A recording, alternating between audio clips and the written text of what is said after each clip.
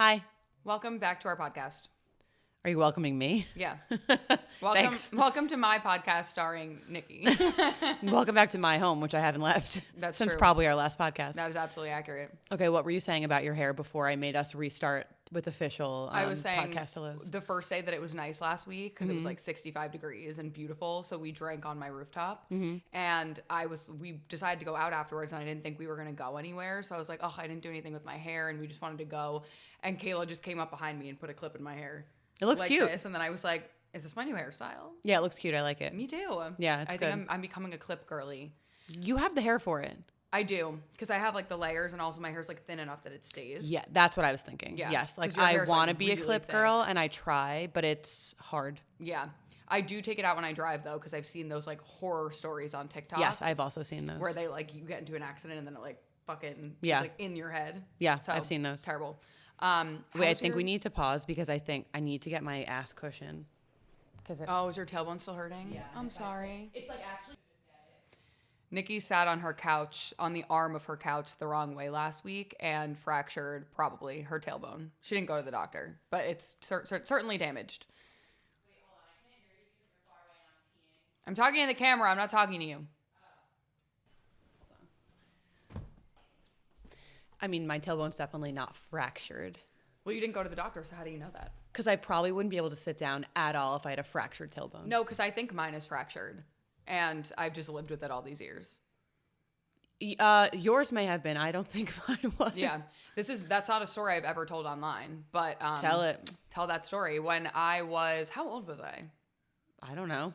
Probably like 12. I think we were in middle school. I don't actually remember. I know I was there. I don't actually remember this happening. Really? Yeah. Oh my God. So we were at, I think it was a birthday barbecue. We were at our cousin's house for a birthday barbecue, and mom and uncle were playing ping pong. Mm-hmm. And we were watching them, and I wanted a chair, and Mallory went over and grabbed a chair for herself, and I just, as a joke, when she put the chair down, I was like, oh, thank you. And I went to sit, and she pulled the chair out from under me. And I went flying back on the Honestly, concrete lock driveway. her up, criminal. No, really, really evil. Lock her up. And I spilled soda all over. I was holding like a huge glass of soda. Mm-hmm. So I like went Oh wait, back. I do remember. It was we all were over we were me. outside. We were in outside. the driveway. It was in the I that's do why remember. It hurt so bad, 'cause yeah. I fell on the fucking gravel. Yeah. And it hurt so. It first of all knocked the wind out of me because Yes. I fell on my back. Yeah. And then also my tailbone really hurt. And everyone was like, what the hell? And everyone was yelling at her for pulling the chair out. And they were like, what is wrong with you? And then she went upstairs crying. And in like an hour, when I felt a little bit better, her mom was like, you should go upstairs and tell her that you're okay. She feels really bad. And I was like, okay. So I did. And then we went back down and all the kids were going bike riding and I couldn't go because I just hurt my tailbone and it was her fault. So I was like, will you stay with me? And she was like, no, I'm going to go. And she left. And I was like, you suck. Sinister. I would feel like telling her how sinister that was, but I know she's not listening to this. No, she's definitely not listening to this. But if for some reason you are sneakily listening to this, that was fucked up. It's okay. We were children. Yeah, but you still have damage from that to this day. Well, that, and then when I was in college, my friend, we were like wrestling, and there were like these chairs with wooden arms. Why the hell were you wrestling? You're a lady.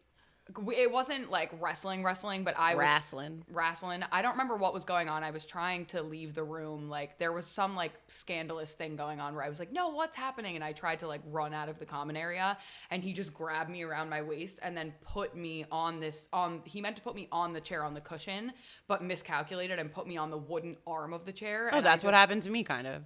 Yeah. And I just felt it was right there. And then ever since then, it's been like really bad where like if I sit for more than an hour, I'm in pain. You should get one of these. I should. Or I could just go to the doctor because I do think that I have like some sort of permanent damage. Yeah, you probably do need to go to the doctor. You probably fractured something that never healed correctly. But this, in the meantime, because I know you and you're not going to go to the doctor, even though you just said you should, you won't. I probably won't.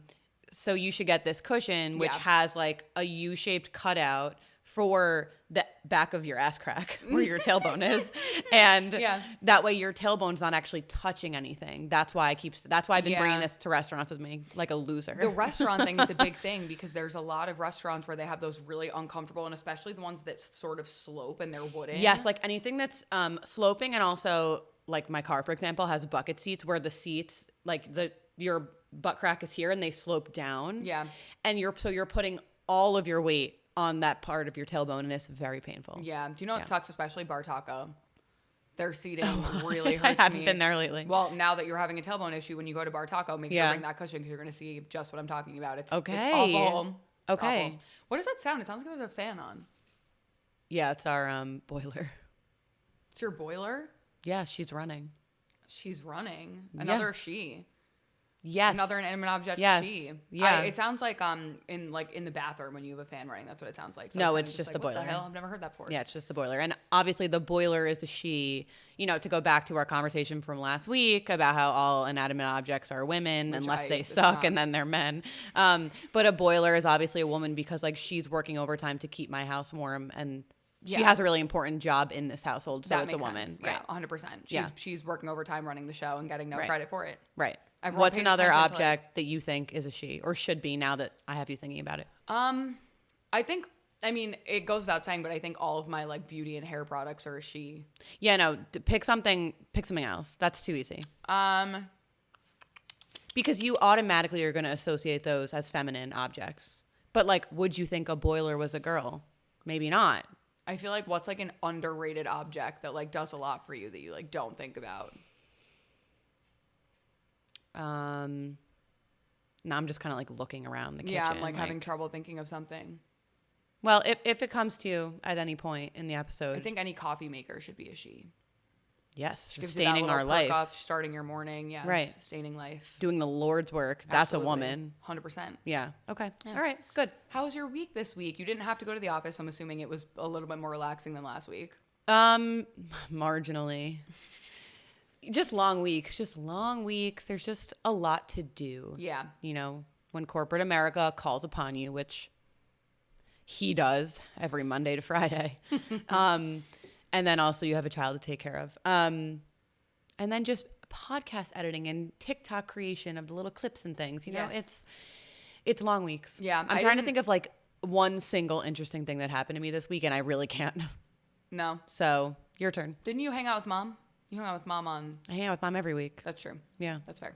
Not that that's not interesting for me and her, but I don't think it's interesting to discuss here. Yeah, that again, fair. Yeah. I didn't post any podcast clips this week because I didn't post any of my own content this week, and it was a rough week for me. Okay. Today I'm feeling better than I have in weeks. Okay, good.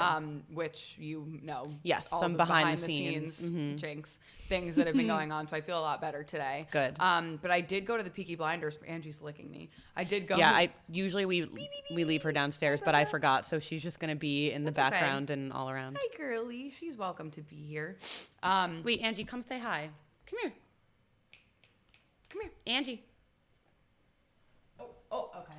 She said, I don't want to be on camera. Well, apparently she's shy. Yeah. Who knew? Take our word for it. She's a really cute little Bernedoodle. Yeah, come here. Okay, maybe later. Maybe later. Maybe she needs to warm up to the camera, and then she'll feel. She wants you. She just doesn't want. She wants attention. Yeah, she wants me to chase her. Yeah. Classic. A woman who loves to be chased. Isn't it every What woman? a trope. But yeah, I did the Peaky Blinders Immortal Man premiere, which was is that what it's fun. called? Immortal Man. Yeah. Oh. You watched Peaky Blinders. I did. You really liked that. Yeah. Yeah. And I'm going to see this movie. Okay, so I thought it was good. Charlie hated it. That's saying nothing. He is a hater. Yeah, he is. Of all things. I thought Barry Keoghan was great in it. Yeah, sorry. I was like, is he in that? He does have the smallest of roles in whatever the last season was. Oh, no. He's like he's like the main character of the movie. I'm a hater of him because of what I perceive that he did to Sabrina Carpenter, which is make her look like a fool. Yeah. Right. And this is actually the second movie premiere that I've been to starring Barry Keoghan because I went to Hurry Up Tomorrow and I met him at the after party. Right. Yeah. I met him at the after party. Is he nice? He is nice. Okay. And then I'm delusional. I don't buy it though. I mean, everyone's nice in public. Like, right. He's not going to be like mean to you at a movie premiere. It doesn't mean that he didn't wrong Sabrina Carpenter. It just means he was nice to me. Yeah, he totally did. I met him for like 2 seconds, but then when we were at the Peaky Blinders premiere, he did a double take on me, and I delusional enough to be like, he remembers me. He does. He might not. He does. He does. We're just going to say he does. He 100%. He remembers you. He probably secretly has a burner account in which he follows you. Yeah, oh my God. He probably has a crush on you. He's so obsessed with me. He's probably going to invite you to his next movie premiere. Maybe that's the reason I was on the list for this one. Wow, I can't wait to see you on the red carpet of the Beatles, that new movie he's working on. Oh, he would be in that. He is in it. No, I mean, like, I'm not surprised to hear that because he does give Beatles. Like, I could see him. Yeah. It's like the fact that he has some kind of accent and like his hair is very Beatles-esque. Yeah. The more thrilling thing for me, though, and I really do think he did a great job in the movie. And I liked the movie. The beginning was a little slow, but I really liked it. And it's that whole, like, kind of comeback, like, waiting for, you'll see. You'll see.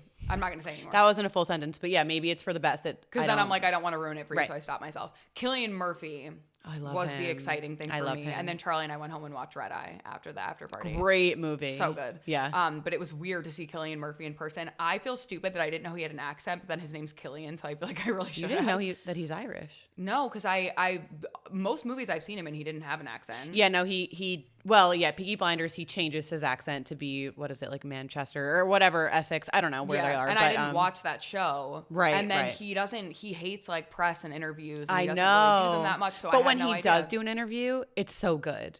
Everything he does is good. Yeah, I love him. And I also appreciate that unlike every other man in Hollywood right now, he is not trying to like do facial reconstruction to look younger. Yeah. And he's a recluse, which I vibe with. Yes. We love our own. He looks great. Yeah, he doesn't have social media, which is like the key to making any man hotter. He does just right. He's also like he's a man in his 40s. Good on you for not having social media. It's not appropriate. Social media is for the girls. What are you doing on here? I don't know. Ryan Gosling. Oh wait, he doesn't have one either. I meant to say never mind. I can't. Because now like the name's not coming to me. So Ryan Reynolds. Ryan Reynolds is. Are you sure? He's big on Instagram. Oh, no, I thought you were saying he doesn't have social media, and I was like, no, sorry, I did a brand deal with him, and I know that he does. Ryan Gosling, I don't think has social media, but he did have facial reconstruction, something going on. He's looking wonky. Ryan Reynolds did not have any facial anything. He looks great, but he does have social media, and being silly on Instagram is like a girl thing. Yeah. I don't agree with that. I think I don't agree with that at all. I think it's his little clips are cute when he did the I could be blonde, I could be blue, I could be violet skies. You know what I'm talking about? I don't follow him. That was on like TikTok and it was big in like the COVID times. But yeah, I like Ryan Reynolds. No, I like Ryan Reynolds. Yeah. I'm fine with being silly on social media is for ladies. I'm fine with him doing it. Also, like KJ Apa, Mr. Fantasy. Not that they're the same person. It's okay when he does it, though. Yeah. Well, there are exceptions to every rule. I guess. Sure. Yeah. I don't know if Cillian Murphy or Barry Keoghan went to the after party for Peaky Blinders because I went, but I was not vibing with this after party. Every after party is different, and I feel that like it like stresses me out because I feel like I need to stay and have fun, but like it really depends on the one. Hurry Up Tomorrow was probably the most fun after party that I've been to, and I think that's because it was the weekend, and he like really made that after party. Oh, you think he like put work into the after party? It was like all him and his friends, and I think he really planned that. It was in the Boom Boom Room, I think, on the top, and there was like a room with a hot tub. It was like it was just sick. It was really fun. Great music, great food, and a lot of standing tables. I understand them not wanting people to sit, right? But you have to put standing tables so that people can put their drink down and feel like they can have a conversation. Otherwise, you end up standing there holding all your things, and then no one wants to talk, right? And so they had especially if there's food. Was there food? Right. That's what I was gonna say. This one was at the Plaza, which is where fancy, which is where the F1 premiere after party was. Okay. The F1 premiere and after party were also phenomenal. This was at a different room in the Plaza. Didn't love the room. And it was supposed to feel like Garrison, I think is the name of the bar in Peaky Blinders. I think, the Garrison. It was like supposed to feel that way. So they were like pumping smoke in, but the music was not dancey, but it was loud. So you couldn't talk. Okay. And then they had a lot of food. They had like 2 standing tables in the entire room. Yeah, that's a huge problem for people who are trying to eat some food. And also they gave us gifting. Like everyone got the hats and I got you one. You should have brought it. I forgot, but we're going to dinner tonight, so I'll bring it. I know, but I would have worn it for some of the podcast. Oh, well, your hair looks good. Don't do that to it because then that'll be bothering you. But it maybe would have dampened some of my flyaways, which are surely doing this on the white wall. Yeah, flyaways. And every time I'm editing, my hair is like Now every time you have flyaways and we're like at a restaurant or something, I'm just gonna turn to you and go, yeah. yeah. I asked Charlie to grab an extra hat for you. I made him carry it. Of course, you can't. That's embarrassing. Yeah. He has to carry it. I shoved mine in my bag. He had to carry. Yeah. And he took 3, and then he felt embarrassed, and I was like, and he put 1 back. No. He's still okay. He wasn't that embarrassed then. He just held it. But yeah, you're holding these hats, you're holding your jacket, you're holding a drink, and then how do you hold a plate of food and eat it? And then everyone ends up like trying to find these little corners, and nobody mingles. I could teach you guys some things about after parties and how to plan them. Yeah. And when, fingers crossed, my TV show comes out. Oh, that's going to be the after party of a lifetime. Oh, you know me. And I'm going to be there. Yeah. Yeah. I'm also like, have turned into a really good planner as an adult. Like I did your whole baby shower. Yeah, you did a great job. Yeah. And so I'm like, I'll make a great after party. But yeah, it wasn't that great. Although I'm sure as the talent, you're probably really not involved in the after party planning unless you want to be. So I guess you'll have to get yourself involved. There are certain things that are important to me that I think coming from a place of being like a content creator are going to be important. And especially if we're going to have content creators come to the premiere and the after party to promote the show for free. Right. The way that we're going to treat them is going to be really important.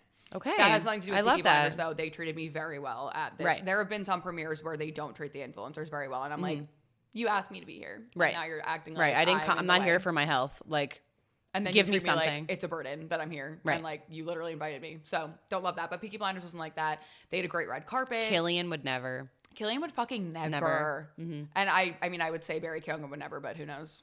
I don't know. Just like get bad vibes from him. Okay. I know she said, please, please, please. And he didn't listen. That's so true. So I'm just here thinking he's probably the worst.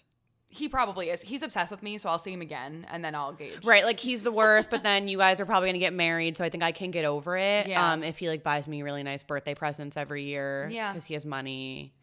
It'll be him fine. Him and Aaron will get along. Like it'll be a nice thing. Yeah. I'm sure he can like prove himself to me. Someone's going to clip this and put it on TikTok, and then Barry Keoghan's going to be like, who the fuck is this girl? If anyone went out of their way to clip something from our podcast, I would be so honored. It would make my life. And I wouldn't care if he saw it or not. Guys, clip our podcast. What are we doing? First, you have to watch it. Yeah. Then you can also clip make more fan edits of me. Every time oh my God. I want a fan edit. People have made them for the group chat, but they're few and far between. And I'm like, why do I not have more fan edits? I'm giving you so much to work with all of my different characters. Maybe you just need to give more. You need to give more diversified content, and here it is. Well, I'll put this on my TikTok. Make me fan edits. Thank you. Just that. That's the whole clip. That's the whole clip. Mm-hmm. I enjoy watching them. I don't care how cringy that sounds. I will look it up. I'll like Google. I don't think it's anyone who's going to sit here and say like they don't like to see like good fan edits or praise of themselves online is 100% a liar. Yeah. Do not lie. Oh, and I know Rob from Love Island is like sitting there searching all of his fan clips because there be so many. I'm sure. Yeah. And there are probably all these like great angles of him and he's shirtless and he's sitting there, kicking his little feet and giggling, look at my fan edits, and I would be doing the same. He's definitely kicking his little feet and giggling in his overalls. Yeah, in private, he'd be kicking his feet. He's, his feet are kicking. Yeah. But anyway, that was Peaky Blinders. That was fun. And the rest of the week was, kind of stressful, like stupid shit. But, but we're on the other side. I also went out a lot this week to deal with the stressful shit. Every night you had a drink storied on your Instagram. I'm like, this girl is going hard. My team be telling me to story more, so I be doing it. B. And I don't have anything else. That's what I'm doing. I go to the bars. I've become an official like regular at my bar. Like all the bartenders know me now. And I walk in and they're all like, "Hey, Sid." And you haven't been living there that long, so that means you have a drinking problem. That means I am an alcoholic. I just take everyone there because everyone's been coming to see my apartment since I and then they're like, "Oh, now let's leave. Where should we go get a drink?" And it's literally across the street. Right. So like super easy. That's why I'm not saying the name of the bar. You don't need to know where I live.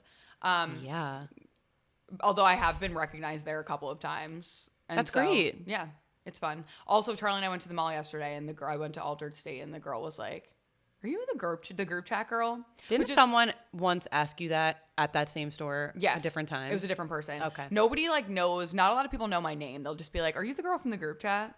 Isn't your username literally that girl Sid Joe? Yeah.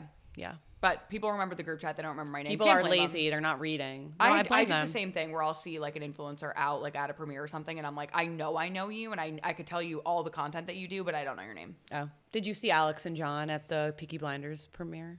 Who? They were there. John has a mustache and Alex is his wife, and they are both hilarious. Oh, yes. And I actually wasn't the one who recognized them. It was Charlie. Really? Yes. Does he follow them?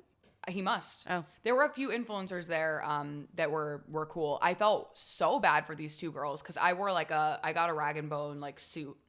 Your outfit was great. Thank you. It means a lot coming from you. Yeah. And I'm sorry I didn't answer your FaceTime to tell you that live in the moment. It's okay. I was like I was in the throes of dinner with Logan and Aaron was not home. So I'm doing 700 things. And then you're FaceTiming me. I'm like, I when you called me back, I was scared for your life. I was like, oh my God. Yeah, I was probably like huffing and puffing like because Angie barked one time and you were like, I'm going to go. Angie loves to choose the moments where I'm the most overstimulated and stressed and then bark right in my ear. Do you think maybe she can sense your stress and it puts and then her she on says, edge? let me make it worse. Let me send you into a downward spiral that has you trying to find the tallest nearby building. Angie, give mom a break. Right now she looks really cute sleeping. Oh, well, she just opened her eyes because she has a sixth sense for knowing when we're talking about her, but she looks so cute. Little girly. Yeah. Not as camera shy. Well, she doesn't know she's on camera, but she doesn't even know what a camera is. She's just a dog. She's just a dog. Yeah. I think that's it though. I don't even know if I was in the middle of something or not. Sometimes we're chaotic with our intros. That's okay. Well, I mean, it's not a formal intro. It's just us kind of. I'm reintroducing myself today to you because we haven't spoken this week. That's true. So I need to know what you've been up to. Even though I know some behind the scenes, but we didn't debrief the Peaky Blinders premiere, for example. Oh, that's what I was gonna say. I was wearing a rag and bone suit, and everyone was really on theme for Peaky Blinders. Alex of Alex and John was very on theme. Yes, and some of them even had like the chains. There was one guy who had a hat, and he put something in it to make it look like a razor blade. Like people really did the thing. I mean, cute. It's a razor blade, but yeah, good job. But they do that in the show. It was good. Charlie explained to me like the show before we watched the movie. But it said in the like invite, it was like for dress code, it said Tommy Shelby is in attendance, dress accordingly. Mm-hmm. So like then everyone knew whatever. These two girls, which I have been there. I'm not judging them. I get it. Showed up in floor length sparkly gowns. One of them was in like a black, one of them was sparkly, one like full sequin. The other one was like this lace dress that had like almost like the mermaid tail on the bottom where there was lace coming out on the sides in a structured manner. And I just could tell that they felt really uncomfortable because everyone else was wearing like slacks. I probably would have sent myself home if that was me. Yeah. That's one of my pet peeves for myself is to show up and feel like to anything and feel that I'm underdressed or overdressed or just generally uncomfortable. That's why I get so much anxiety about premieres because you just never know. And like, what is the dress code? It's never obvious. No. And they although it feels like maybe it was obvious for here, but just not to these girls. But they usually make it these weird things. They'll be like retro beach glam. And you're like, what the fuck does that mean? Like, am I showing up in like shorts, like jean shorts and a t-shirt beach? Or am I showing up in like a gown that kind of has like a wave pattern? Like, what does that mean? Right. It's you very can't put unclear. Beach and glam in the same sentence. That was the Kids' Choice Awards thing. It was like beach glam. Yeah. And I was like, what does that mean? What is beach glam? Am I wearing a bikini, full beat hair, and like, or am I showing up in a, Kids' Choice Awards it's the Kids' Choice Awards, so you do know, but yeah. But then if more people are wearing short dresses and you're wearing floor length, I mean, that was what happened to me at Hurry Up Tomorrow. Probably why Barry Keoghan on A Real Note was actually looking at me because everyone showed the theme was black. I mean, okay, to be fair, it was clear on the invitation. But I had a really not great manager when I was first doing it. And she did not tell me that the dress code was literally black and white. So everyone was wearing, and it was really, it was like casual, like chic, black and white. So everyone was wearing like little black dresses or suits. Jenna Ortega wore that newspaper dress from Sex and the City. And I showed up in a hot pink floor length gown because no one told me. Right. And I showed the dress to said manager and she was like, great. And then afterwards I was like, what the hell? And she was like, oh, I mean, yeah, I knew it wasn't on theme, but like you just seemed so excited about it. And I was like, what? No. I was not excited to show up and be the most uncomfortable person in that room. Thanks. Yeah. And I took the friend that I took with me was wearing also like a floor length, like orange gown with like the scarf that goes with it. It was like way too much. I mean, I looked great and I got but just not for that event. No. Right. And I felt so uncomfortable and out of place. Also, that premiere was at AMC.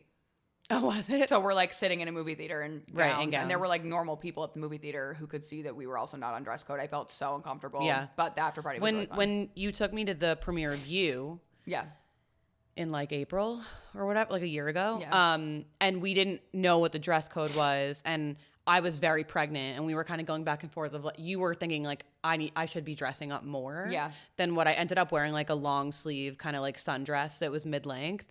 And you were like, I think you should dress up more because you were so misguided. Yeah. And I was like, honestly, I am so uncomfortable at all times. I have to wear this one dress. It's the only thing. I'll be able to sit on a train and then commute to wherever the premiere was near the plaza, and then sit in the theater. And I was so happy that I wore it because I was comfortable, and like, I'm a no one. No one's looking at me thinking this pregnant whale here is not dressed right. And I was dressed okay.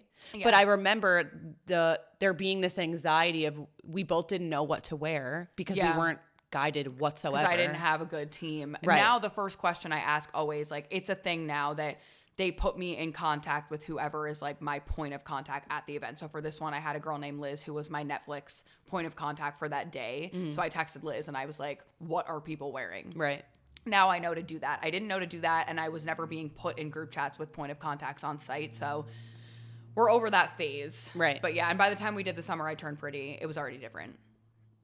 Oh, yeah, yeah. Yeah, I already knew for that one. Like, that was exactly also a little bit easier because it was full-blown summer at that point. It was July, I think. Yeah. And also The Summer I Turned Pretty is a TV show about summer. It just felt obvious that we were gonna wear sundresses or something. Right. That was a really fun premiere, and we like got to meet we sat with Gavin. That was like sick. Yeah, and everyone was so nice. Yeah, everyone was so sweet. And what's her name? The main girl. Lola Tung. Lola Tung was so nice. Yeah, so nice. Yeah, everyone was great. So yeah, that's the whole movie premiere thing. There will be a lot more coming up. It's the time of year. True. People love a little spring little spring action. Event. Spring action. Okay. Our relevancy roundup. I'm not going to lie. I had some trouble finding good news stories this week. Oh. We were kind of lacking for interesting stuff that I feel like it's a lot of the same recycled things that we've been hearing about and with new takes. So maybe we'll kind of speed through. The first one I picked is it's just catered to us. Okay. Candice King, otherwise known as Caroline from The Vampire Diaries, is set to release her memoir, Good Vampire, in 2027. It is a series of essays discussing her iconic role and the lessons she learned playing Caroline Forbes. I will be reading that. Yeah. I'm not a reader, but I will be reading that. So she posted it on her Instagram yesterday. Yeah. And then I started trying to do research to find out any other details because she posted I think it was a carousel, and it was one of them was a screenshot of a little tiny blurb from some publisher website. Yeah. So I started to try to research anything else I could find about it so that we could talk about it, and there's nothing. It's just, because I think it's so new, she had just announced it, so there was really nothing out about it. So it does sound like the whole point of the book is her talking about her time on The Vampire Diaries because it's really what made her famous. Oh my God, I'm like dying to know. I'm dying to know if she talks about Kat. Because the whole thing with Kat Graham. Wait, first of all, I don't know anything, so you need to tell me. But also, Kat Graham, I didn't pick this as a story, but she just had her first child. Congrats. Oh, congratulations, Kat. Yeah. Claps for you. Wait, what's the whole situation with Kat? Oh, the creator of The Vampire Diaries hated her and kept trying to fire her, and Ian Somerhalder kept going into the office and being like, I will leave. Really? Yeah, it happened multiple times, and that's why they were always giving her these horrible plot lines. And they tried to make Bonnie like just the character that was going through the most shit. Kept trying to make her die all the time. Right, they kept trying to kill her. Yeah. She died every season. That's why, because it would already be written into the plot. And then Ian Somerhalder would be like, if you bring kill her Kat, back, I will leave. And then they would have to just minimally adjust the plot so that she didn't die. Like, she was she's talked about it too. She was so ridiculously mistreated on that set, which is hilarious because Bonnie and Caroline are like everyone's favorite girls on the show. Right. Also, Bonnie and Damon have a special bond throughout that show, which is sweet that in real life they also seem to have that. Yeah, they were really close. I don't know really anything about the behind the scenes of The Vampire Diaries because that was on during a time when there was the internet, but there was no Instagram when that started. True. There were no social media apps. So there was very minimal posting of anything happening behind the scenes of the show. Oh my God, I could give you 2 more pieces of lore really quick. Yeah, do it. Nina Dobrev, Caroline, Candice King, and the girl who played Aunt Jenna. Yeah, yeah. And I think also Kat Graham. I'm not sure about that though. They all went like the day that the Vampire Diaries like started filming, like they got to set and whatever, and they were all really like excited and about to start this journey, and they went out and like went on some rooftop and were like flashing the city, and they got arrested. Really? And their mugshots are everywhere. You can look up their mugshots, and they're all like smiling in their mugshots. They're like, it's so. I didn't know that. Oh my God, funny. It's so iconic. It's really funny. So are they? They're all friends in real life. Yeah. And I think especially at that time. Because I follow Nina on Instagram, and she does do a lot of posting of her with people from, I think that was also one of her biggest roles. Yeah. And she's very close with people from the cast still. Yeah. And she's always obviously not Ian Somerhalder, but everyone else. Yeah. It's funny because she hated Paul Wesley in the beginning, which they've talked about. Oh, really? And now they're like really close. best friends, but they like hated each other for the first 2 seasons. Oh, I didn't know that. Hilarious. Because that's like the, spoiler alert if you haven't watched it, that's like the 2 seasons where they were really together. Right. Yeah. And then it's funny because her and Ian were dating, and then when they started dating in the show, they broke up in real life. So it's always opposite, always backwards. Yeah. The other one is there were tabloid photos that were everywhere at the time that I now always see like on Instagram. It'll come up where Jeremy and Candice King were like intimately making out at this club. Oh. Yeah. Interesting. There's all these photos, and it is weird to like see it because like obviously Jeremy and Caroline in the show were never like, but they hardly had closest, any scenes together. Right. They were the closest to the same age. Okay. And they were hooking up. There's like a lot of rumors that they were hooking up for a while, but there's like these really funny club photos that just give early 2000s. Where now I have to look those up. I want to see them. Do it. Just do it now.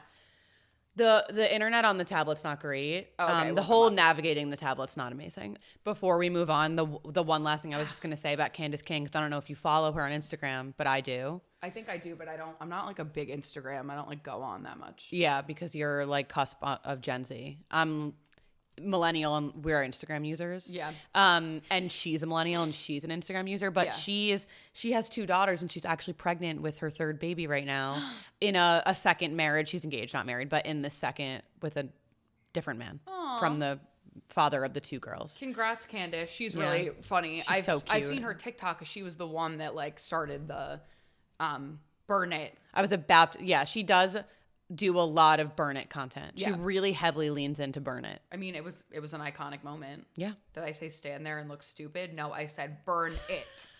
I did even one of those with the sound. When she turned her humanity off was a really good times. I loved that season. It was so good.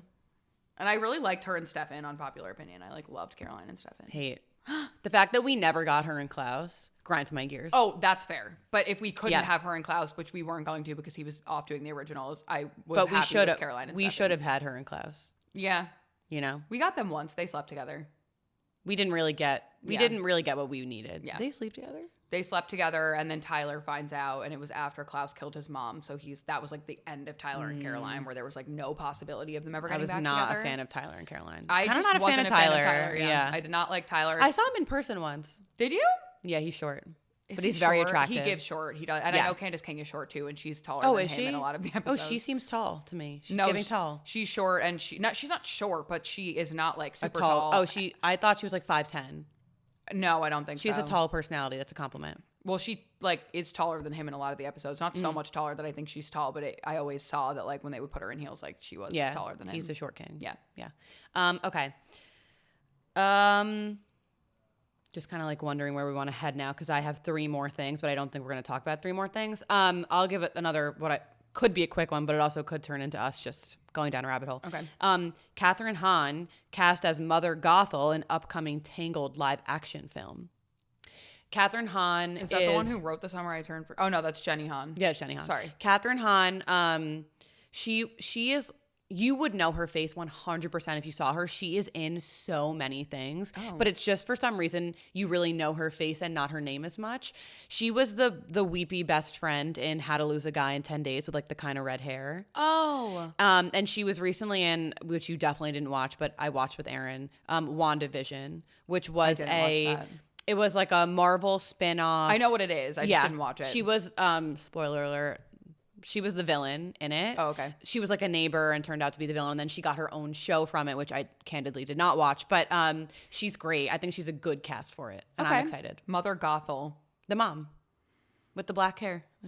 Oh. You know what is funny? When I think of I never really watched, like, I don't even know if there is, like, a classic Rapunzel. Obviously, I've seen Tangled, but the first thing that comes to mind is Barbie and the Nutcracker. Or, sorry, Barbie as Rapunzel. Barbie as Rapunzel. Both of those, what? What? No, you've seen both. First of all, Barbie and the Nutcracker. You've seen. I don't know. We used to watch them together. It was, if I showed you clips, you'd be like, whoa. Okay, like, maybe. After we're done with this, I'm gonna blow your mind. Okay. We watched those a lot. I know that I made you watch them in the playroom. Okay. And then Barbie as Rapunzel is like, it's literally Rapunzel, but it has this like twist where she's a painter and she makes this paintbrush that turns out to be like magic, and whatever she paints, she can go there. I have definitely not seen that. Oh my God. I'm going to show it to you anyway and see if you remember, because I feel like you just might not be like, but if I showed you, you might know. Oh. Well, no, not either of those. The Mother and Tangled. Well, it's in Tangled Barbie's live Rapunzel, it is Mother Gothel because it's Rapunzel. Okay. It's Barbie's version of Rapunzel. Okay. So there is Mother Gothel. That's what I thought of. Okay. Great She's cast the mother. for her. Yeah, great Love cast. Okay. The last story, would you rather talk Timothee Chalamet or Mormon Wives, or just move on? That's blah, blah, blah, blah, blah. Choose your own path, you know. Do Mormon Wives, because I did content with them and I met them. So Okay. I'm interested. What's going on with the wives? The new season came out, I think, yesterday. So, of course, like, there's all this nonsense coming out in the press. Yeah. I don't know if it's, like, marketing schemes to promote the, I keep saying marketing schemes to promote the new season or whatnot. But the main character, Taylor Frankie Paul, who I don't think you met. I don't think she was in the content. No. She is the new Bachelorette. Oh. Her ex is such a loser. And he came out to the press and said that the night before filming Bachelorette, he slept with her. Which is like, okay. Why did you have to like announce that? Yeah, because he's a loser. Men suck. Yeah, especially him. They suck. I've never once watched an episode of that show and been like, great guy. I mean, sorry to say, she has terrible taste in men, it would seem. Yeah. So unfortunate. Yeah, so that's that. And then another one of the wives who I'm also don't think you did content with, but I can't remember, Michaela. Her and her husband have broken up. The last season, there was her whole storyline basically was that her and her husband had intimacy issues and they basically never had sex. Oh. And now they've broken up, and the headlines, of course, are like, break up amid intimacy problems. Oh. So it's like too private, I feel. Because they want us to go watch the show, and guess what? I will be watching the show. I was gonna watch it anyway, but I didn't realize the new season was out. Now I know, because there's so much press about all of them. I don't watch the show, but it is marginally interesting because I did meet them. Yeah. And okay, quickly, what was the Timothee Chalamet thing? We didn't just like tell I guess we're doing all the stories. Okay, so kind of a little bit of this needs context. It's kind of a longer thing, but I'll be quick. In February, he was doing some live interview hosted by like CNN with Matthew McConaughey. Okay. And he was talking about how ballet and opera are kind of lost art, and it's really I saw this. Yes, that you have to I have the quote. He literally was like, no one cares about the opera or the ballet. Yeah, this is exactly what he said. I don't want to be working in ballet or opera where it's like, hey, keep this thing alive even though no one cares about this anymore. So he said that there was obviously so much backlash because you work in entertainment alongside people who probably are trained in ballet and or opera. And a lot of people came out and said, I hope that he regrets those comments because these are people who work way harder than some other forms of art and don't get the recognition that they deserve. Even being an actor, and I can say that because I am working to be one. To be I took dance in college. I've taken a lot of ballet classes. Yeah. And singing, that is such a, you can think that in your own head, and I'm not particularly interested in seeing a ballet. I had to see them as part of the curriculum in college. We had to see a certain amount of shows per semester. Right. I don't particularly like either of those things, but those people work their asses off. And that's so disrespectful. Right. Yeah. Yeah. Doja Cat specifically, who I don't follow her on any social media platforms. The one that's go down, go down, go down. I don't even know. Let me see you go to town. Maybe I don't even know. She's new age. I think I'm a little too old. I know what she looks like. I know some of her songs. I don't know who does that one. Okay. But she makes a lot of weird commentary on the internet. There's been a handful of times where she's kind of yelled at fans of hers. So what I have seen of her in the press has pretty much always been negative, and it makes me kind of feel icky about her. She posted apparently a very heated, with a lot of cursing, TikTok yelling at Timothee Chalamet, then immediately deleted it because I guess it was very probably her team aggressive. Reached out and was like, take that down. And then, but of course, people still screen recorded it or saved it or whatnot, and it circulated. And then she came out later and apologized. It's just the consequences of your own actions, and admitted she has never been to the opera or ballet, I think. I mean... Wow, what a whirlwind of events. Yeah. Like, you didn't have to say something. You could have just been quiet. You weren't involved. Yeah. Now you've got yourself involved to the point where you're apologizing. Yeah. Just sometimes you should be quiet. Just, like, take a pause. Yes. There have been so many times where I've recorded a video and been like, because this is, like, a little aggressive, I'm going to sit on it for a day. And 9 out of 10 times I don't end up posting it. Right. That's kind of how the way that Doja Cat's, like, kind of scary. It's, like, how I feel about Chappell Roan. Agreed. I'm like, she scares me. But I did see... if you have it in you to snap and yell at fans in this heated moment, just don't yell at the people who are the reason you have everything you have. Right. And even it wasn't even in a moment, she made a video being like, I don't owe you guys anything, and if I don't want to take a picture with you and stop you on the street, and I'm like, you've every right to... Yeah. I'm like, you've every right to deny taking a photo, but you don't have to make a video being like, I don't owe you guys that. Like... Yeah, I don't necessarily agree. Right. Doja Cat did a crazy one. Yeah. Where there was a video of a fan going up to her, calling her by her government name, which apparently she didn't like, instead of Doja or whatever. I don't remember. Wait, what are her you sure name that's is. not Chappell? Because that's what I was gonna say. Her name's like Kaylee, and she like freaked out. No, I think it was Doja. Okay. Well, let me finish the rest of this story, and then you tell me if it's Chappell, but I don't think it was. Okay. And the fan, and in the video, she was very, very friendly and very nice, and they were hugging, and then it was a guy. He took his shirt off or something and gave it to her because I don't remember. He made the shirt and it had something to do with her. Okay. And so he gave it to her and she was like, thank you so much. And he was, oh my God, I love you. I love you. And I think he posted the video. She, again, unprompted, made this video. It's kind of unhinged, where she said, don't come up to me and call me by my name. You don't know me. Don't touch me. And I threw that like sweaty, disgusting shirt away. Yeah. Oh my God. Why are you saying these things? Yeah. It's not exactly the same, but pretty much. I forget Chappell Roan's real name. I think it's like Kaylee or something. Yeah. And she did the similar thing where she made a video being like, that name is like something personal to me. There's a reason why I go by Chappell, and like, you don't know me, don't call me by my like name. Okay. Just feel like it's a little bit, it's like, I don't know. It's unhinged. Yeah.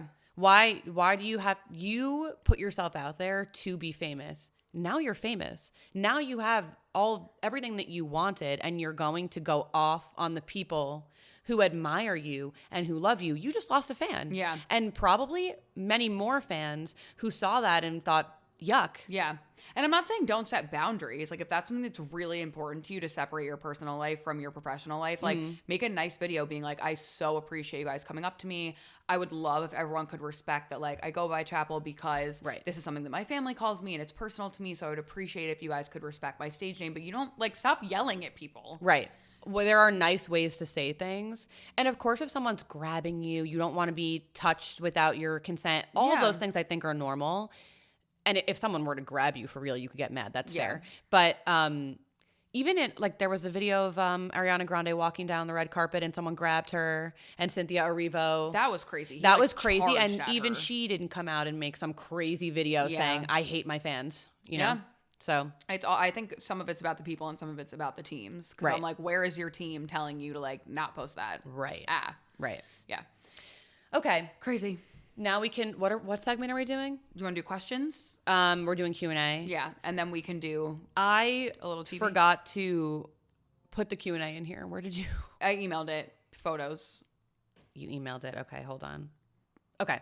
We're not going to be doing Q&A because we've decided we're going to save our Qs for a different Q&A. Because we do have TV to talk about. We have TV recap, and even though we think we don't have a lot to say, I know it's going to end up being 20 minutes. Yeah, TV time. I have a lot to say about Bridgerton, actually. Okay, wait. Before you start, I just want to say one thing. Well, it might end up being a little bit longer, but I didn't say it in our catch-up. But something I did in the last week that we didn't talk about was that I saw Wuthering Heights. Oh, yeah. And I just smacked the microphone. I just wanted to let you know that I hated it. So many people did. It was so bad. I've heard that it's like really artsy and not good. Yes. Yeah. I think Wuthering Heights is probably a weird plot. I'm not sure. I never read it. I've heard about things that were not in the movie, that were in the book, that are very strange. So I think the storyline as a whole is just bizarre. Yeah. And it got the marketing treatment that the Sydney Sweeney, Glenn Powell movie got. Yeah. These two people obsessed with each other. They really played up this Margot Robbie, Jacob Elordi. We talked about it here several weeks ago. And they marketed it as a steamy romance, very almost Pride and Prejudice, a period piece that was maybe sexual. And it was not. It was so not that. I think they tried to be sexual in some aspects, but more, I don't have a good word for it, like animalistic, more like a animalistic instinct of like this lust, but it wasn't sexy at all. And the art direction was so strange. So it was the same person who did Saltburn, which was, but I liked Saltburn.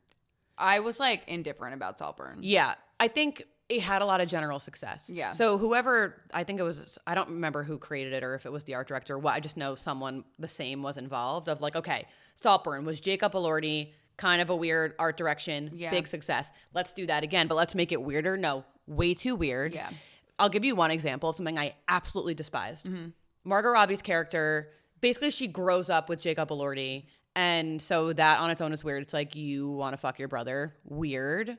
I know that their relationship is not necessarily that of brother and sister because even as children, they kind of like had a crush. But that's how you were raised and you both never acted on it. And now you're in your 20s. So that's your brother. Now treat him like your brother. Yep. Weird. She gets married to some rich guy, moves into his house. That's where things the art direction gets really bizarre. The whole house is just strangely decorated. Her costumes, it's just really, really over the top. Yeah. To me, did not fit what the story I think could have been. The rich guy, her new husband, is like, here, I want to show you to your new room. Because back in those times, they had separate rooms. Right. So she walks into her room.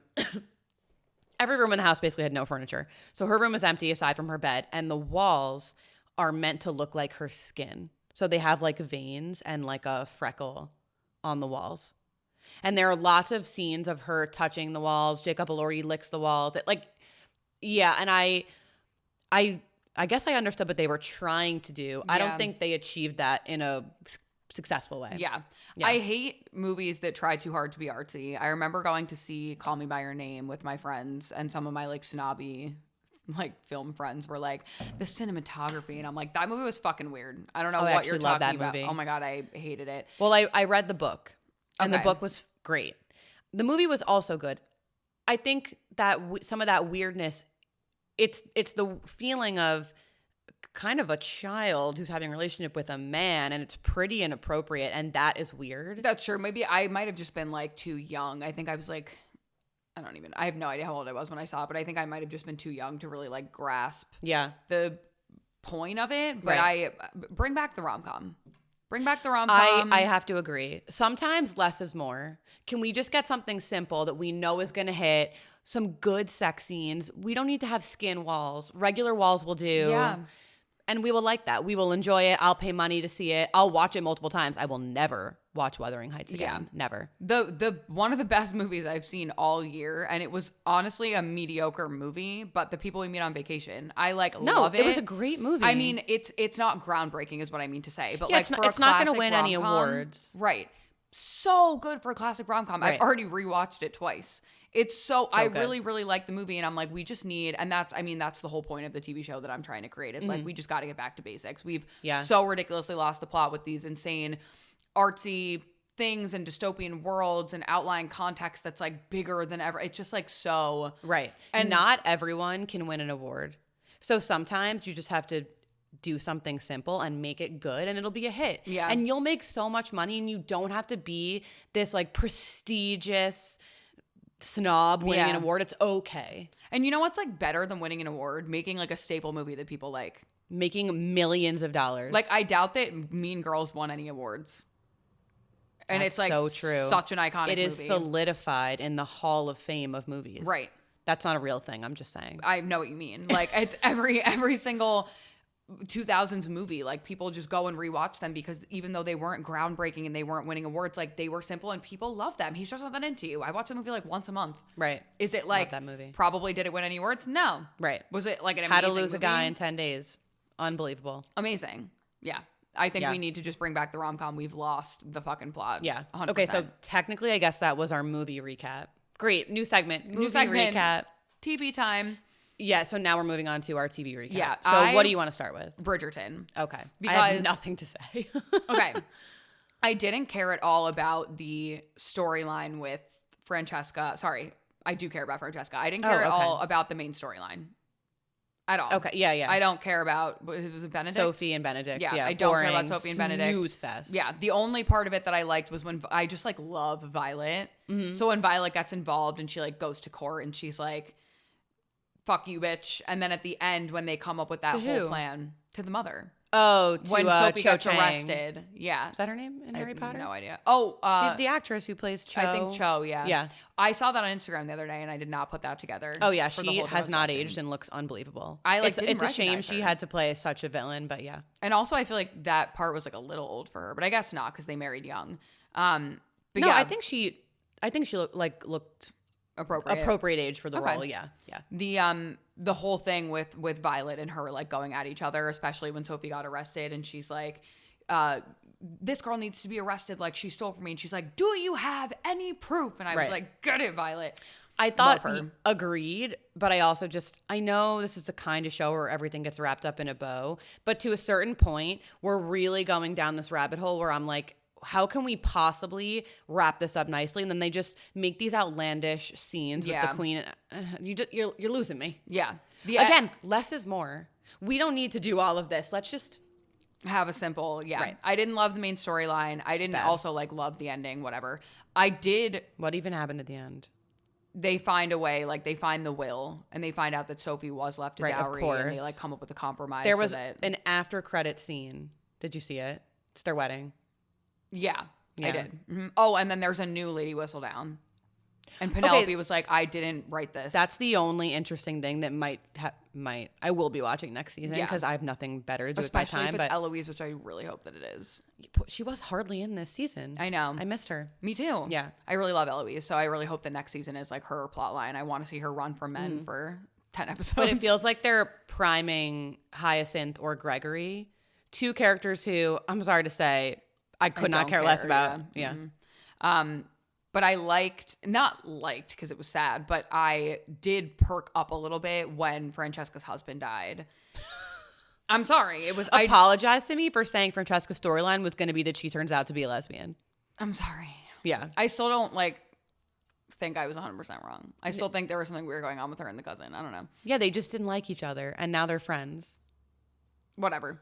I could have been right. I still see weren't. The seeds were planted. No, there were no. Here's why. Let me just say that was never going to happen, and it's still never going to happen in future seasons.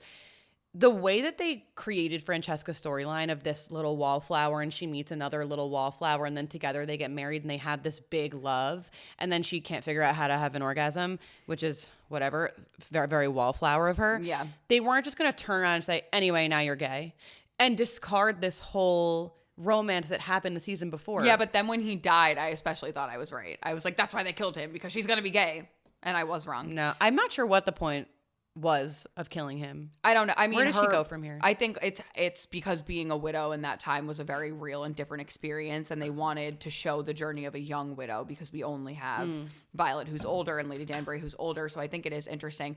I did and cry. Because Lord Kilmartin could not find the clit for his life. No, he was so the Pinnacle was never found. Her storyline will now be searching for an orgasm. Yeah. Where's the Pinnacle? We couldn't find it. It's lost. It's gone. # where's the Pinnacle? Put it on the side of a milk carton. She still doesn't know. It's kind of crazy. I know, so crazy. But I did genuinely was crying when in the scene with her and Violet where she's like, you got to have 6 kids and give those to father, and I couldn't give him the one thing that he wanted, and now I'll never be able to continue his line. And that was really that was sad. Yeah. And her little speech when I like her and Eloise's relationship this season, they are forming a sisterhood that wasn't really there before, and I like that. the thing I found most interesting this season, which is so funny because it was barely a thing, was Lady Danbury and the Queen. And that whole plot line of Lady Danbury wanted to travel. Who's the Queen's guy? Oh, the Queen. Big Brimsley. I like Brimsley, and I liked him going to Lady Danbury and being like, you were there at the time. She won't move the chessboard. She won't reset the chessboard. Like, I like that. It actually prompted me to watch Queen Charlotte, which I had not seen. Oh, yeah. Queen Charlotte's great. I watched the whole thing in the last 2 days with Mom. Mm-hmm. Yeah. It was so good. And it felt very like The Notebook at the end. I also cried at the end of that. Yeah, it's sad. When they're under the bed and they show present her looking at young him and then present him looking at young her. Mm-hmm. Oh, that was really sad. It was really sad. I loved that show. I loved. Me too. In present day, this current season, I could not care less about there too. Oh, I think it made me want to watch it, and now it gives me an appreciation. And also for him, like, he's been with her the whole time. Brimsley. Oh, Brimsley, yeah. Like, I'm like, oh, Brimsley. And I feel bad because he also lost his love, and that's glazed over. Like, what the fuck happened to the guy? I never remember that. Because that came out a handful of years ago. Oh, he has a little side plot line with the king's right hand. Yeah. Raymond? It's not Raymond, but it's I wouldn't know if like you said that. it. Yeah. And I like their little, and they dance together, and then they show Brimsley dancing by himself in the garden. Okay, so basically you watched Queen Charlotte and you loved Queen Charlotte. Yes. So it has nothing to do with the season at hand. No, but I did appreciate them doing the little Lady Danbury and the Queen interaction. I guess. I mean, I come to sweet. Bridgerton. We come to this place to laugh. Pinnacle. I come to Bridgerton. Yeah. For forbidden romance. I want them like edging the whole time. They're like, will they, won't they, will they, won't they? And then they do. And then you're like, ah. And so I just don't really care about the Queen and Lady Danbury. I think it's nice. I think there were far too many scenes of the two of them that were losing me. I just would pick up my phone. You're entitled to feel. I like the lore of it. I am entitled to feel that way. Yeah, you are. I like the lore of it, so I did like it, but it's whatever. But also because you just watched Queen Charlotte and now you're looking back with appreciation. I think I watched that 3 years ago. I can appreciate it. I just don't need to see much more of it. Yes. I have to add one more thing about Queen Charlotte. Yeah. It is hilarious that we find out that Lady Danbury had sex with Violet's dad. I didn't put it together until the end, but they show Lady Danbury has an affair with this man who you can tell she still secretly loves, and he keeps being like, my daughter Violet, and I never put it together. And then at the end, they reveal it that was actually Violet's dad, and I was like, whoa, that's so weird. Yeah, you're a few years late on that. I know. So much so I had to really think about what it was you were talking about. Everyone told me to watch it at the time, and I'm so late to watch things, but yeah, I because did really love it. You would rather rewatch something you've seen 8 times than watch something new. Absolutely accurate. Yeah. Yeah. So that's it. Okay. But that's Bridgerton. Oh, I don't need my iPad, or it's not an iPad. Because now we'll talk about what should we talk about? Whichever you pick. Okay, love story, which we can talk about. Yes.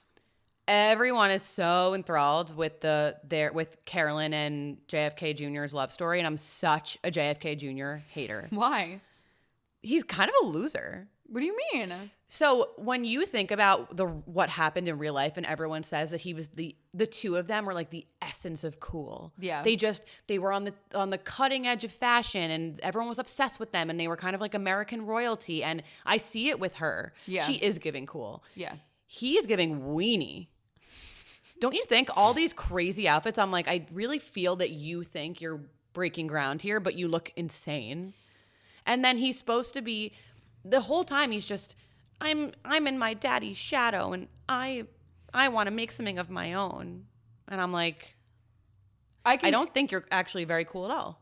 I don't feel that way, but I can see where you're coming from. That's sometimes how I feel when I watch like Fitz and Scandal, and I'm like, he's so whiny, the president. I haven't watched it in so long. Yeah. Well, maybe that's how you're feeling about him. Yeah. In real life, I mean, I've seen. Do you think he was whiny in real life? I mean, I've seen clips of him. Right. I've seen a lot of JFK Jr. stuff, and I don't think he was like that. Maybe it is the way that the actor is portraying the character. People have been saying that they haven't loved the acting itself. I actually don't have a problem with the acting. I think the acting's totally fine. Yeah. I just don't. Maybe it's because we've always been told the real life JFK Jr. We need to like shorten that. He needs like a nickname. That's like it's a mouthful. But that he was so cool, and then in watching this, I'm just not feeling. I'm not getting cool. Okay. I think with her, I definitely get it. Points. She's giving like American Princess Diana. That's how I feel about effortlessly cool and fabulous. I will say I need Sarah Pidgeon, the actress, to stop doing this in every scene. Like, we get it. She kind of had like this cool, messy hair, but you know, it's too much. I do think that the concept of the show was cool. Like, I like the idea, like everyone has talked about JFK Jr. and Carolyn for a long time, and I've heard a lot of stories, and then obviously there was the tragic death. I like the idea of the fact that they did a show around it, because I think there is a lot to talk about and a lot that our generation doesn't know. Yeah. I also did you watch the kind of documentary about them making the show? No. Oh, so you should watch that. I actually found that really interesting. That's on Hulu also? Yes. Okay. And Nina, the producer that I know in real life, is worked on Love Story, and she's in the docuseries. So I like paused and took a picture of her face and sent it to my team. But they talk about, like, there are people in the documentary who really knew JFK Jr. and Carolyn in real life, and they talk about the actual real life incidents and how they translated it to TV. And like, it actually is really interesting. It's almost like a mini documentary in and of itself. Oh, that sounds maybe like it's more for me. Yes. Because I am fascinated by the story. Yeah, I don't know, just the way JFK Jr. is coming out to be, you don't like. I think I feel that I'm supposed to think he's like the hottest man alive. I don't know, something about his personality. I'm not lusting for him, so I'm like, why is Carolyn lusting for him? Fair. Also, I have a handful thing to say about Jackie O. So Naomi Watts plays Jackie O. Okay. I don't know what Jackie O's actual voice sounded like, but Naomi Watts was clearly putting on like such a voice that I wonder if she either nailed it or did not nail it. Okay. And I'm not sure what. Yeah. I meant to do that and I just didn't. But the whole time that Jackie O is alive in this series, I'm like, I don't know, something about this, like, it's not sitting right with me. Why do I not like Jackie O? And then I realized she's like the ultimate terrible boy mom trope. Yes. And when I realized that, I was like, oh my God, she's everything I don't want to be. She's like, my son is too good for everyone. Like, okay, so why don't you marry him? Stop being weird. It always is so like such a creepy vibe when moms act like that with their sons. I'm like, yeah, like, you, like, step off. Giving Oedipus. Can you like? Yeah, no, seriously, it's very away. Strange. Yeah. It's definitely weird. Okay, so that's why you don't like Jackie O. That makes sense. That tracks. So Jackie O is giving me massive ick the whole time. Yeah. And then she died, and I was like, thank God. Thank God. Bye. Yeah. Is the show over, or is there one more episode coming out? I don't know. I've only seen the first 4. I think it's being slowly released, so I don't even think we're done yet. I'm dying to get to whatever episode where they fight in the park, because I didn't know a lot about their relationship prior to watching this, but I have seen those photos. I don't know what you're talking about. Okay. So there were, in real life, the two of them were in some, whatever park, Madison Square Park, Gramercy, I don't know. They were in a park somewhere. Yeah. And they had this big blowout. And the paparazzi caught all these photos of it and published them in tabloids and whatnot. Oh. And it was a really big deal because there's no internet. So right. Quiet. Excuse you. There was no internet. So quiet.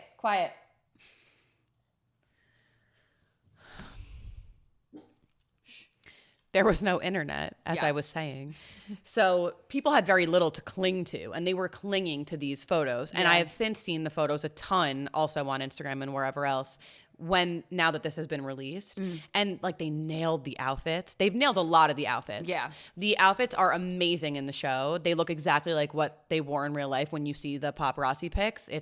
Which you have uncanny. To do if you're gonna do it, like the Selena movie did the same. Like, the outfits are incredible. And at the end, in the credits of the Selena movie, they show the real photos of Selena and her outfits, and I love that they nailed it. So they nailed the outfits, but they do have a scene of them fighting in the park, and I know it's aired already because I've heard other people talking about it, and I just want to see it. I just want to get there. Okay. Yeah, I just want to know. I hope you got there. Yeah. I also want to see where they die, because I think that would be an interesting episode. You know how they die. In the plane crash. Right. I've heard the stories, but I feel like seeing it the same way that I like know how Princess Diana died, but when everyone was waiting for that season of The Crown, because it was like, true. Whoa. Yeah, for some reason I have a weird feeling they're not going to show it. But they probably will, because they have to end the show. They're going to show it. Yeah. I mean, they could do an artsy thing where they show them getting on the plane, and then it's like, they did that already. Rest. Huh? They did that already. That was the first scene of the show. Right, but I'm saying when they end it, they could just show them getting on the plane, and then it could be like a the rest type of thing. They don't have to actually. I doubt they're going to show them on the plane. They're not going to show like the crash, because how would they even film that?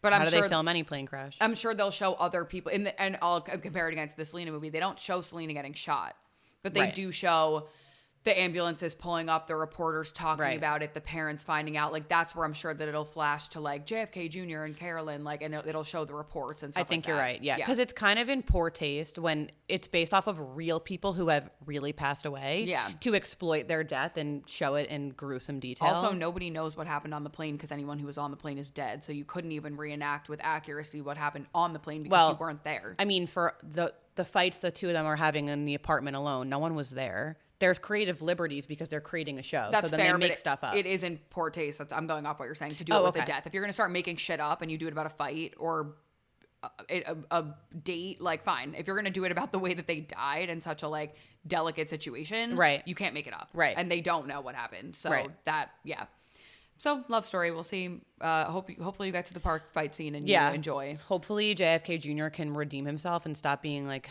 such a weenie, such a baby about everything, you know? Yeah. He's a, what do they call them? Oh, I can't think of the word. Never mind. There's like something that they call men who are like being weenies, and I forget what it's called, like a matcha man or something, when you just feel like they're a weenies. Matcha man. Yeah. I'm going to call him Weenie Hut Jr. Yeah. No, he's Weenie Hut General. He's Weenie Hut General. Yeah. Unfortunately. Yeah. And then we have Summer House. Summer House, my pride and joy, the light of my life, Summer House. Have you heard anything else about Amanda and West? No, there have been no new reports of anything. I'm dying to know if that's true. I know. Dying. I know. Yeah. I guess we'll just have to wait and see if anything else surfaces online. And I will bring it up here if I do see anything, but nothing new since I think just last week we talked about that. Kyle has been posting a lot. So every time, this is typical. I guess they're not allowed to post stuff while they're filming because they can't spoil things. Right. So after something airs, they usually post a recap of that episode in a carousel of photos. And Kyle has been posting as if him and Amanda are still together.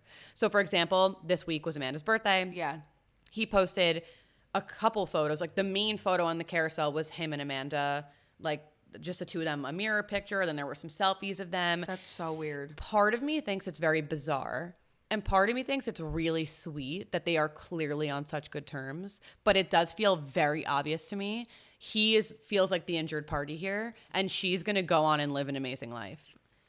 And I think that's just bizarre because you can have like still a good relationship and there can be a sweetness to like, okay, we're still getting along. I'm going to fix your hair because there's a little spiral right here. Thank you. But just stay still because I can only see it in the light. There you go. So I think there could be a sweetness of like we're on good terms, but posting her is weird. Like, you are broken up. The world knows you're broken up. It's weird if you ever want to have another girlfriend that you're like posting your ex-wife. Well, it's not like anyone's going to not know who his ex-wife is. I know, but why are you posting? That does feel weird to me. Like, those are the photos he has from that time because they were still married at that time, I guess. But yeah, I mean, I do perceive it to be a little bit odd. I'm sure you have other photos. Also, that particular post was like a couple photos of him and Amanda, and then 5 photos of all of the girls posing on the stairs in their outfits, and that was it. Yeah. So that was a little strange. I thought it was, if you don't have great content from this week's episode, maybe just don't post anything. Right. Yeah. I will say, other than Kyle and Amanda, which I'm like with a microscope every episode, like trying to pick out the little things, I'm not like, I don't care about the rest You don't care about this whole West, Sierra, will they, won't they, Jesse, whatever? Not really. Oh, I do. I don't know. I would love to be a fly on the wall when Sierra's watching back all this footage and hearing everything Wes is saying about how much he misses her. Oh, well, that I will say, it's like when you watch the diary rooms in Big Brother and it's like, oh my God, I can't believe you're like saying this knowing that she's gonna hear it eventually. That is interesting. But I mean, you never know what's gonna get edited into an episode. And they're drinking a lot, so maybe in this moment, he clearly was having like a moment of vulnerability with Ben, and he says that. Maybe he didn't know it was going to get put in, but of course it got put in. Yeah. Because the center of the episode, this episode, aside from Bailey and Ben, which we'll get to, is Sierra and West. Yeah. And I find myself rooting for them, even though he did her so dirty, and I know she wants to stand firm and saying, fuck you. We will never get back together. But she misses him. But I think it's because of like the little diary room sessions where he's like, is missing her, that it makes you want to be like, oh, like he learned his lesson. Like give him another chance. Like now you're seeing it is like a rom-com when like one person fucks the other over and then you're just waiting for that. Totally. End. It's like, oh. Right. But it could be so good if you would give him another chance because look how much he like regrets his decision. Right. So true. So true. Yeah. So what about Ben? Okay. So Amanda gets her watch, which is not part of this, but just good for you, girl. Like take that Cartier and run. And she did. Yep. Bailey makes a admittedly very weird comment about how Ben wants to fuck Amanda.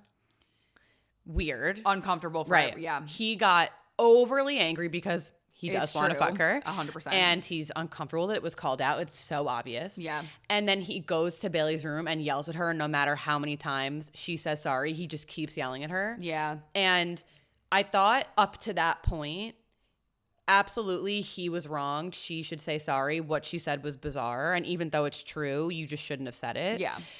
And then he goes and starts yelling at her in the room and he's like speaking down to her and it really gave me the ick. Yeah. I thought Ben was so cool and hot and calm and collected. And after that, I was like, we can kick Ben to the curb. I did not like that. I thought that was bizarre, very bizarre. It's first of all, there's nothing else she can say. It happened. She can't take it back. She said sorry. Right. She clearly meant it. She wasn't being like sorry. She apologized for real. Yeah, because also she has a crush on him. Imagine how uncomfortable she feels when the person in the house you're most interested in comes to your room and yells at you. Yeah, it's like really, and especially when men get mad, it's like, stop. Like, what are you, my dad? Get out. It's enough. Like, you came to my room to scold me. Ew. On and on and on and on and on, where it's like there's nothing else she can say and you just want to be mad. And I will add, there is nothing that gives me the ick faster than a man who's embarrassed and like turns it to anger. Like when men feel rejected or feel like weenies, the way they get so fucking angry. Yeah. And that like, if you would have just laughed at the joke, probably no one would have thought anything of it. Your like clear anger about it, it's so clearly true. Right. That you do want to fuck Amanda. And that's all that's telling anybody. And you feeling like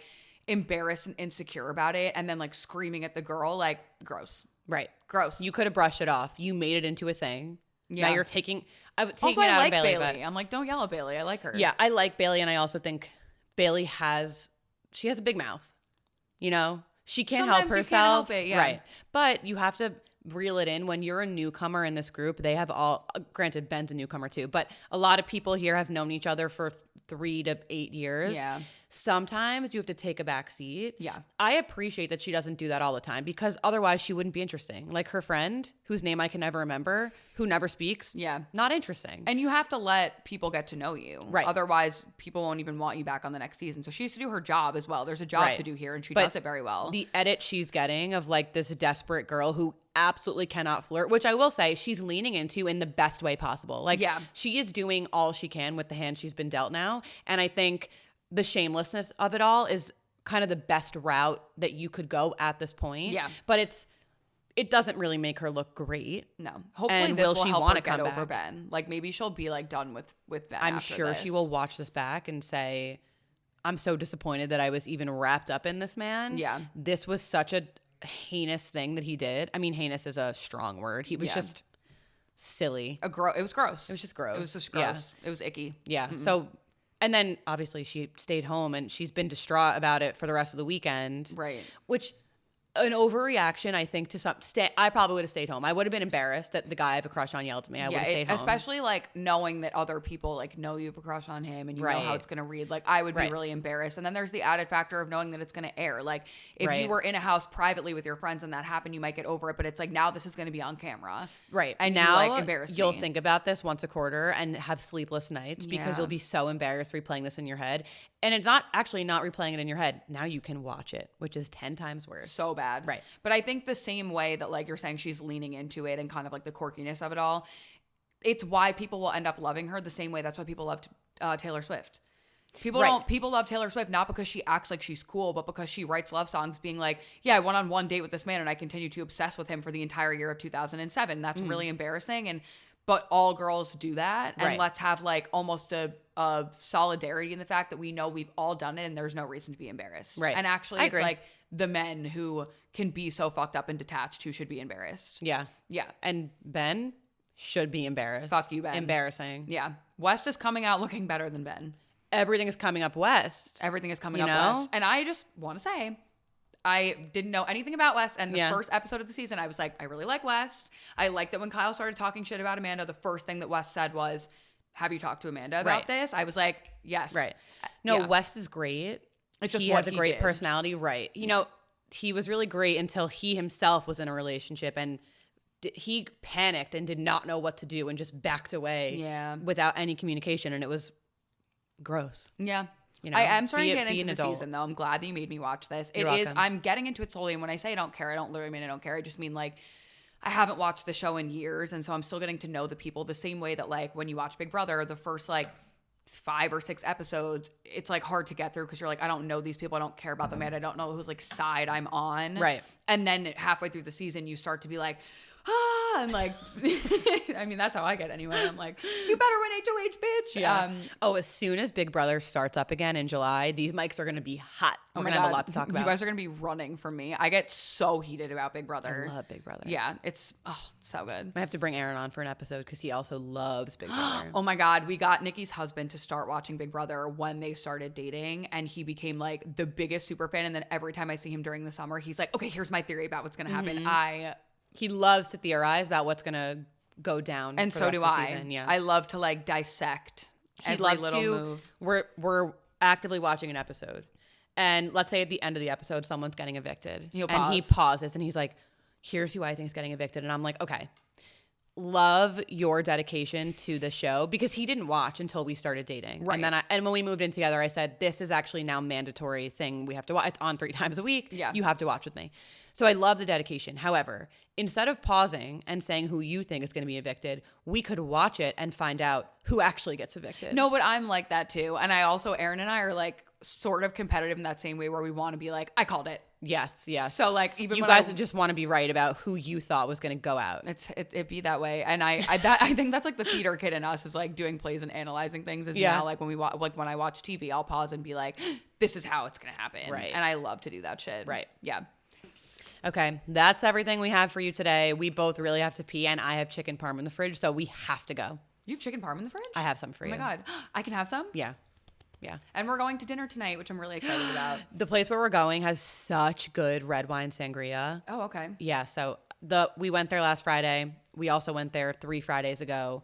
Both times, Logan screamed for the entire meal, but I did manage to squeeze in 1 or 2 glasses of sangria, and I will be doing the same tonight. I don't like red wine or sangria. You're going to like this. Oh, you don't like sangria? Because I'm not a really big red wine drinker, but the sangria is really good. I'll have like white wine sangria sometimes. I don't love it. Do they just have regular wine?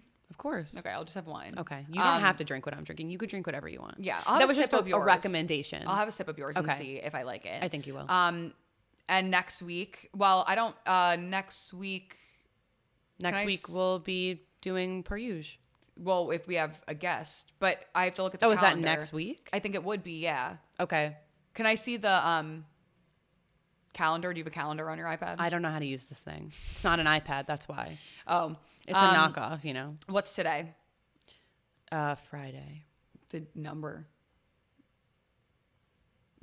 Beats me. I know the 17th is St. Patrick's Day, and that I believe is Wednesday. So. Oh, I think today's the 13th.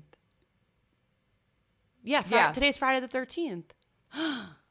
Oh my God. Scary. I hate that. Okay, we're not leaving the house. We're not going to dinner. No, we are. I hate that. Okay.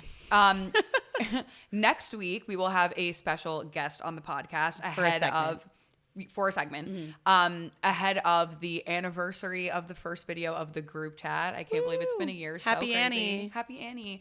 And I will be announcing this on my TikTok, but if you watch the podcast, congratulations, little sneak peek for you. I will be posting the first episode of season 6 on the anniversary of the group chat, which is March 31st. So ahead of that, we will be having my friend Haley on as a little segment. I thought you were not going to say it was going to be like a tease. No. Okay. We're having Haley on the podcast. She's gonna be showing up. Showing up, showing out. She has so much to say about her fighting with Sloan and Allison, and I'm excited to hear her take. You're probably not going to hear her take. Probably I'm going to hear her take. Yeah, I might have to dip out while she's here because our schedule and conflicts are just, crazy. Right. So I might not be sitting here when she's sitting here, but I'll be here. I talk to her all the time, so I know her takes. And yeah, that's it. And we will see you guys next week. It's the most annoying annoying thing we do. I know.